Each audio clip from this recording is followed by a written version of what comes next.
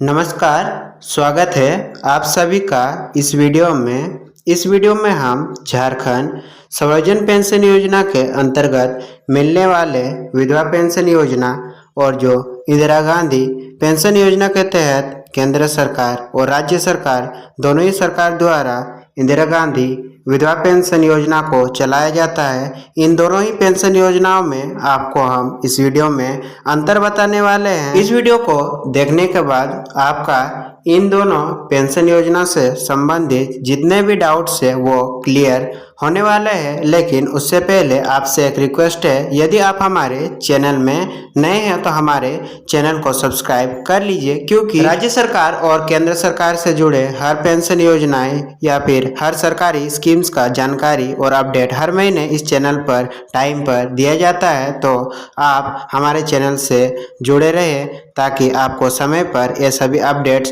प्राप्त होता रहे। हमारे इस वीडियो को देखने के बाद आप स्वयं ही निर्णय ले पाएंगे कि इन दोनों पेंशन योजनाओं में से आपके लिए कौन सा बेस्ट है। यदि आप नया आवेदन करने का सोच रहे हो तो आपके लिए इन दोनों पेंशन योजनाओं के विषय में जानना बहुत ही ज़्यादा महत्वपूर्ण हो जाएगा। सबसे पहले आप RVSPY का फुल फॉर्म देख सकते हो, जिसका फुल फॉर्म राज्य विधवा सम्मान पेंशन योजना है। इसका हमने हिंदी अनुवाद भी लगा दिया है, आप वीडियो पॉज करके भी देख सकते हो। सेकेंड, हमारा जो पेंशन स्कीम है जो केंद्र व राज्य सरकार दोनों ही सरकारों द्वारा दिया जाता है वो है IGNWPL। इंग्लिश में इसका फुल फॉर्म लगा दिया है, आप इसका हिंदी अनुवाद भी पढ़ सकते हो। हिंदी में इसे इंदिरा गांधी राष्ट्रीय विधवा पेंशन योजना के नाम से भी जाना जाता है। नेक्स्ट आप देखिए, ये जो दोनों पेंशन योजना है ये किन सरकारों द्वारा चलाया जाता है। सबसे पहले हम RVSPY का देख लेते हैं।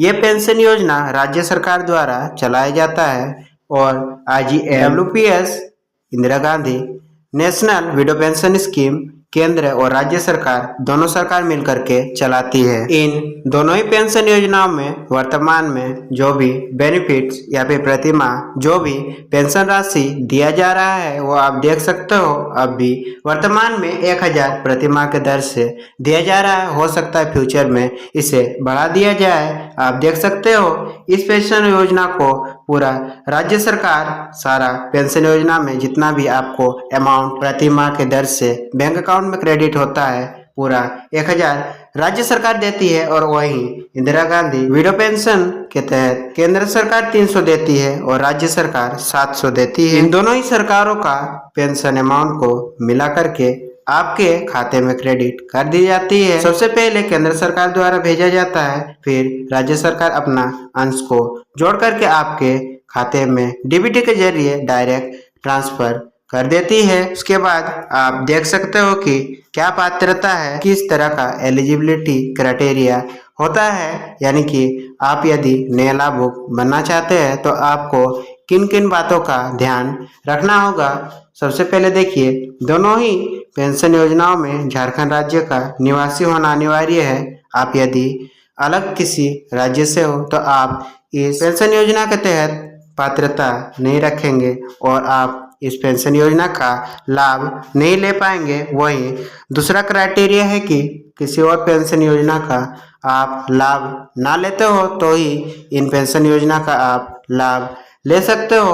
और तीसरा शर्त है कि आप कहीं सरकारी कर्मचारी नहीं होना चाहिए, आप सरकारी किसी भी कार्य में कार्यरत नहीं होना चाहिए। और नेक्स्ट शर्त यह है कि आवेदक या उसका परिवार गरीबी रेखा से नीचे होना चाहिए, यानी कि इनकम टैक्स क्राइटेरिया को क्रॉस ना करता हो और आपका जो परिवार है वो इनकम टैक्स ना पे करता हो, तो ही आप इस पेंशन का लाभ ले सकते हो और आप एक योग्य लाभुक माने जाओगे। चलिए हम आपको ये भी बता देते हैं कि किन कारणों से आपका पेंशन जो वर्तमान में चल रहा है वो रुक भी सकता है, या फिर आप आवेदन करेंगे तो बाद में आपका पेंशन को रोका भी जा सकता है। पहला कारण यह है कि आवेदक का यदि दोबारा विवाह होता है तो उनका पेंशन को रोक दिया जाएगा। और दूसरा शर्त यह है कि आवेदक के गरीबी रेखा से ऊपर चले जाने पर यदि सरकार को लगता है कि आप स्वयं अपना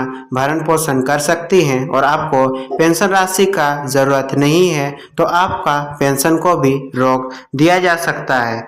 नेक्स्ट देखिए, आपका एज उम्र क्या होना चाहिए इन दोनों ही पेंशन योजनाओं में। सबसे पहले आप RVSPY का देख लीजिए। इसमें कम से कम आपका यदि 18 वर्ष उम्र है फिर भी आप इस पेंशन योजना का लाभ ले सकती हैं। वहीं यदि आप Indira Gandhi national window pension scheme के तहत अपना नामांकन यानी कि इसमें अपना नाम को ऐड करवाना चाहती हैं और पेंशन राशि प्राप्त करना चाहती हैं तो आपका कम से कम उम्र 40 वर्ष होना चाहिए। देखिए, ऑफलाइन आवेदन का क्या प्रक्रिया है वो भी यहाँ पर बताया जा रहा है। आप ब्लॉक कार्यालय, अंचल कार्यालय या फिर प्रखंड कार्यालय, इन तीनों कार्यालय में से किसी एक कार्यालय में जा कर के वहाँ पर आपको उससे संबंधित फॉर्म को लेकर के फिल करके संबंधित डॉक्यूमेंट्स को अटैच करके सबमिट कर सकती हैं तो आपको हर महीने पेंशन राशि, पेंशन योजना का लाभ दिया जाएगा। आगे हम यह भी बताने वाले हैं कि आपको वो कौन कौन से डॉक्यूमेंट्स लगाने होंगे ताकि आपका पेंशन को जल्दी से जल्दी स्वीकृति मिले और आपको रिजेक्शन का सामना ना करना पड़े। और आप में से कई महिलाएं ऐसे होंगी जो चाहती हैं कि हम ऑनलाइन आवेदन करें तो इन दोनों ही पेंशन योजनाओं में ऑनलाइन माध्यम भी उपलब्ध है। सबसे पहले आप यदि राज्य सरकार का पेंशन स्कीम के तहत अपना नाम ऐड करवाना चाहती हैं तो आप झार सेवा के पोर्टल पर जाकर के अपना आवेदन दे सकती है। और वहीं आप यदि इंदिरा गांधी पेंशन स्कीम के तहत अपना नामांकन करना चाहती है तो आप उमंग वेबसाइट पर जाकर के NSAP सर्च करके भी अपना फॉर्म को फिल करके सबमिट कर सकती हैं। यदि आपको इससे रिलेटेड वीडियो चाहिए कि हम वीडियो बनाएं, वीडियो में पूरा फुल प्रोसेस से बता दें कि किस तरह से फॉर्म को फिल करें, सबमिट करें ताकि आपको जल्द से जल्द स्वीकृति मिले, तो आप हमें नीचे कमेंट करके बता सकती हैं। हम आपको फॉर्म फिल करके भी बता देंगे अपने अगले वीडियोज़ में। और सबसे मोस्ट इम्पोर्टेंट कौन कौन से वो डॉक्यूमेंट्स यानी कि दस्तावेज लगेंगे आपको विधवा पेंशन के लिए अप्लाई करने के लिए, आप देख लीजिए। इनमें से यदि आप कोई भी डॉक्यूमेंट्स मिस कर देते हो तो आपको स्वीकृति नहीं मिल पाएगा और आपको रिजेक्शन का परेशानी का सामना करना पड़ सकता है। सबसे पहले आपको अपना आधार कार्ड लगाना होगा, दूसरा आपका फ़ोटो वहाँ पर देना होगा, आप मिनिमम 2 कॉपी फ़ोटो रख सकते हो। और थर्ड आपके पास वोटर ID कार्ड होगा, आप वोटर ID का भी जेरोक्स लगवा सकते हो। और फोर्थ है कि मोस्ट इम्पोर्टेंट, ये सबसे ज़्यादा इन सभी डॉक्यूमेंट्स में से सबसे ज़्यादा जरूरी डॉक्यूमेंट यही वाला है, आपका पति का डेथ सर्टिफिकेट यानी कि डेथ रिलेटेड प्रूफ आपको देना होगा तो ही आपका विधवा पेंशन को एक्सेप्ट किया जाएगा। और सबसे लास्ट आपका बैंक या फिर पोस्ट ऑफिस का सिंगल पासबुक चाहिए। आपका ध्यान रहे जॉइंट अकाउंट नहीं होना चाहिए, आपका पासबुक सिंगल होना चाहिए। और महत्वपूर्ण यह है कि आपका खाता DBT से लिंक होना जरूरी है। 2025 में DBT लिंक खातों में ही पेंशन राशि ज़्यादातर हमने देखा है ट्रांसफर किया जाता है। तो यदि आपके खाते में DBT चालू नहीं है तो आप बैंक जा करके DBT का फॉर्म फिल करके अपने खाते में DBT को चालू करवा सकते हैं। यदि आप ऑफलाइन आवेदन दे रही हैं ब्लॉक, अंचल या फिर प्रखंड कार्यालय में जाकर के तो आपको इन तीनों सर्टिफिकेट्स का आवश्यकता नहीं होगा।